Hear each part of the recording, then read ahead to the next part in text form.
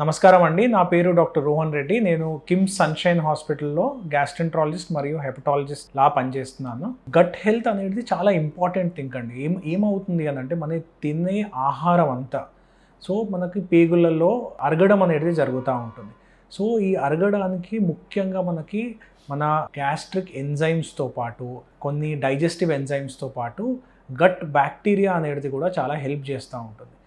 ఈ gut bacteria అనేది ప్రతి మనిషిలో డిఫరెంట్గా ఉంటుంది. మనం తినే ఆహారంతో, మన మెంటల్ హెల్త్తో, మన ఫిజికల్ యాక్టివిటీతో ఈ గట్ బ్యాక్టీరియా అనేది చేంజ్ అవుతూ ఉంటుంది. ముఖ్యంగా మనం గట్ హెల్త్ అనేది మాట్లాడేది మన గట్ బ్యాక్టీరియా గురించి. గట్ బ్యాక్టీరియా ఏదైతే గుడ్ బ్యాక్టీరియా ఉంటుందో దాంతో మనకి డైజెషన్ అనేది కరెక్ట్గా ఉంటుంది. దాంతో గట్లో మనకి నరాలు ఏవైతే ఉంటాయో మన ఇంటెస్టైన్స్లో ఇవన్నీ స్వంతగా పనిచేస్తూ ఉంటాయి. దీనికి డైరెక్ట్గా బ్రెయిన్కి కనెక్షన్ లేకుండా ఇండివిజువల్గా గట్ బ్రెయిన్ యాక్సిస్ అనేది ఉంటుంది.